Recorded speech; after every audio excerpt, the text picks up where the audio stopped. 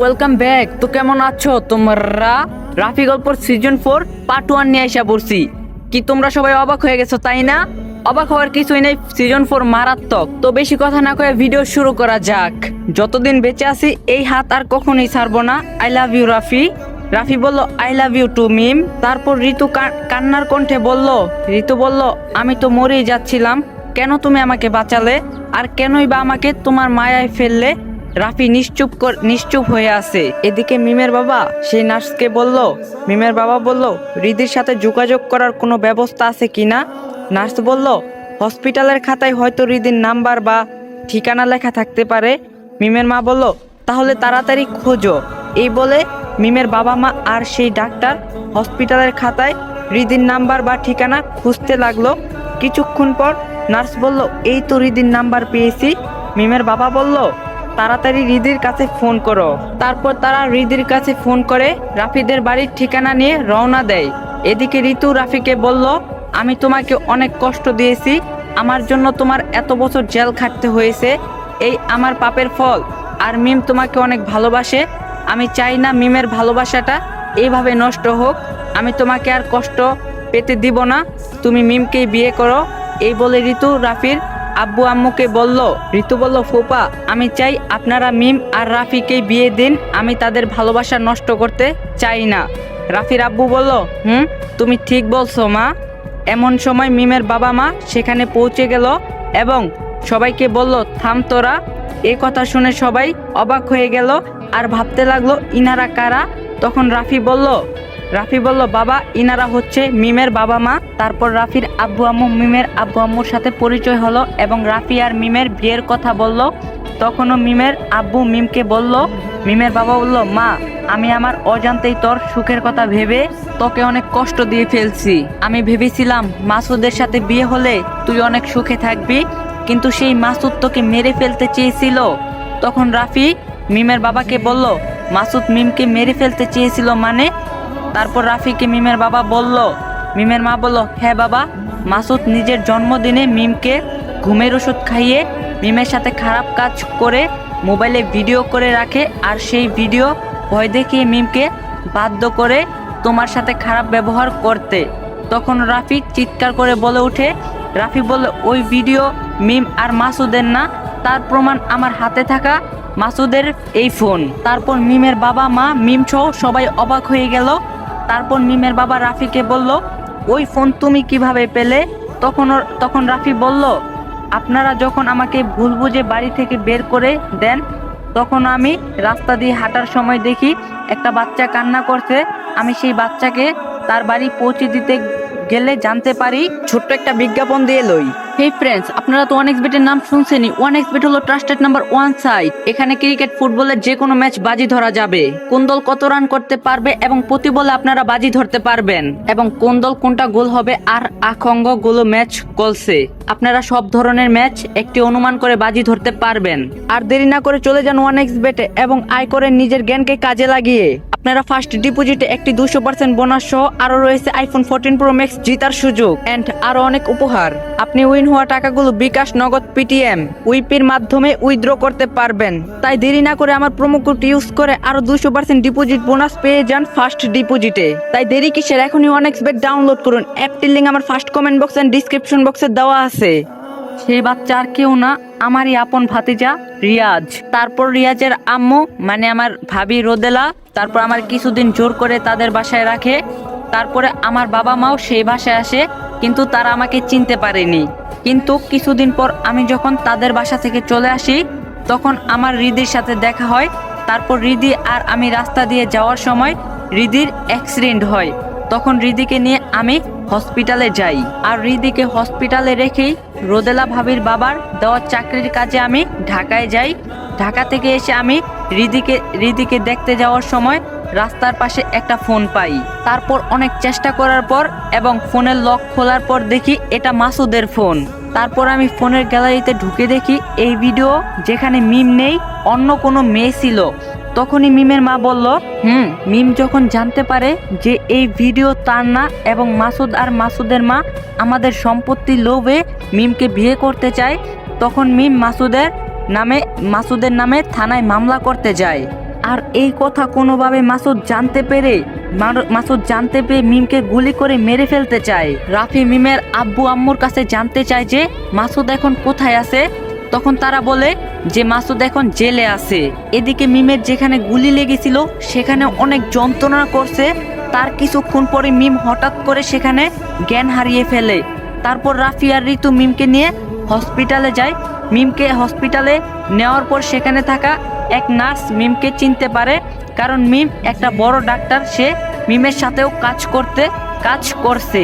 মিমকে হসপিটালে ভর্তি করার সময় নার্স রাফিকে জিজ্ঞাসা করলো, রোগী আপনার কি হয়?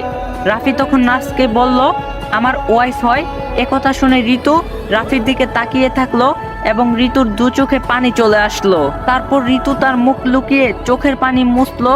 কেন জানি ঋতু রাফির মুখের কথা শুনে অনেক কষ্ট পাইছে, কারণ ঋতু তার ভুল বুঝতে পারছে। এই কয়দিনে ঋতু রাফিকে অনেক ভালোবাসে ফেলছে। তারপর মিমকে ভর্তি করে নার্স রাফিকে ডেকে বলল, মিম ম্যাডামের এখন অবস্থা কি ভালো? আচ্ছা, মিম ম্যাডামের এমন অবস্থা কিভাবে হলো? রাফি নার্সকে বলল, তুমি কি মিমকে চিনো? নার্স বলল, আমি মিম ম্যাডামকে অনেক আগে থেকেই চিনি। আমি এখানে চাকরি করার আগে ফরিদপুর একটা বড় হসপিটালে চাকরি করতাম। সেখানে ডাক্তার ছিল মিম ম্যাডাম। ওখান থেকে মিম ম্যাডামকে আমি চিনি। মিম ম্যাডামের সাথে আমি অনেক দিন কাজ করছি। তারপর ওই হসপিটাল থেকে বদলি হয়ে আমি এখানে এসেছি। তারপর রাফি সেই নার্সকে বলল, মাসুদ নামের এক ছেলে তাকে গুলি করে খুন করতে চেয়েছিল। নার্স এ কথা শুনে অবাক হয়ে বলল, সেই ছেলেটাকে কি পুলিশে দিয়েছেন? রাফি বলল, সে এখন জেলে আছে।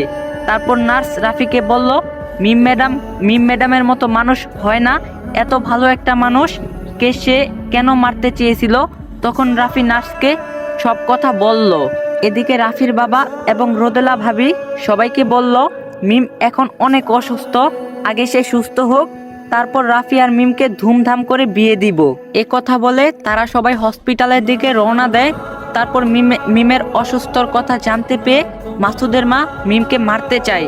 এই জন্য মাসুদের মা মিমকে যেই ডাক্তার চিকিৎসা করছে সেই ডাক্তারের সাথে কথা বলে।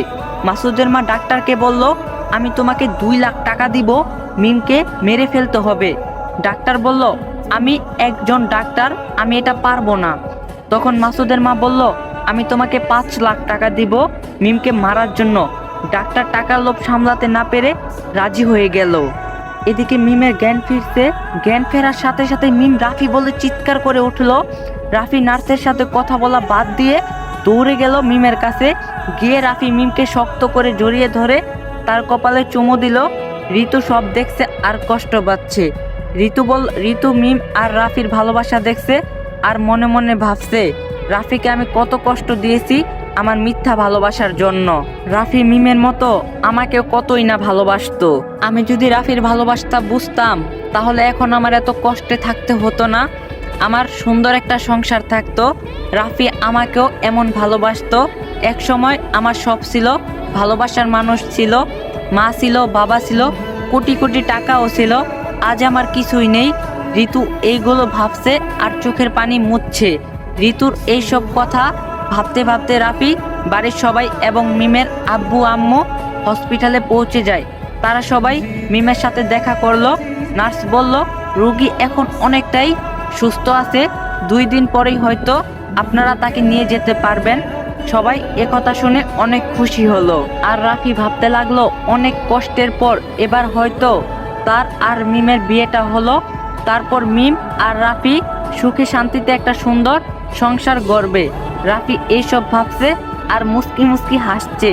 পাশ থেকে রোদেলা ভাবি বলে উঠলো, কি হয়েছে রাফি, মনে কি বিয়ের লাড্ডু ফুটছে? সবার সামনেই রাফির ভাবি এ কথা বলে উঠে। এ কথা শুনে রাফি আর মিম দুজনই অনেক লজ্জা পেল। আর রাফি বলে উঠলো, কি যে বলো না ভাবি। সবাই রাফি আর মিমকে নিয়ে মজা করছে। আর এইসব দেখে বেচারা ঋতু মুখ লুকিয়ে কান্না করছে। হঠাৎ ডাক্তার এসে বলল, রোগীকে এখনো বাসায় নেওয়া যাবে না, তার শরীর এখনো অনেক খারাপ। এ কথা শুনে রাফি সহ রাফির বাড়ির সবাই এবং মিমের আব্বু আম্মু অবাক হয়ে গেল, কারণ মিম তো এখন অনেক সুস্থ, 2-1 দিন পরেই বাড়ি নেওয়া যাবে। সবাই যখন এ কথা ভাবছে তখন রাফি বলে উঠল, ডাক্তার মিম তো এখন সুস্থ আছে। তখন রাফির সাথে সাথে মিমও বলল, ডাক্তার আমি এখন অনেক সুস্থ আছি। ডাক্তার বলল, না, রোগীকে কিছুদিন এখানে রেখে চিকিৎসা করতে হবে, এতে আপনাদেরই ভালো হবে, কারণ রোগী এখন অনেক অসুস্থ। রাফির বাড়ির সবাই যখন বলল আমরা মিমকে বাসায় নিয়ে যেতে চাই, তখন ডাক্তার একটু রেগে গিয়ে বলল, বাসায় নিয়ে যেতে চাইলে কি বাসায় নিয়ে যাওয়া যায় রোগীকে? ডাক্তারের এমন আচরণ দেখে রাফির একটু সন্দেহ হলো, কারণ মিম এখনো সুস্থ আছে, তারা চাইলেই মিমকে বাসায় নিয়ে যেতে পারে, কিন্তু ডাক্তার কেন নিতে দিচ্ছে না? রাফি মনে মনে এই কথা ভাবছে। এমন সময় ডাক্তার বলল, রোগীর কাছে এত মানুষ কেন? এখানে এত মানুষ থাকা যাবে না।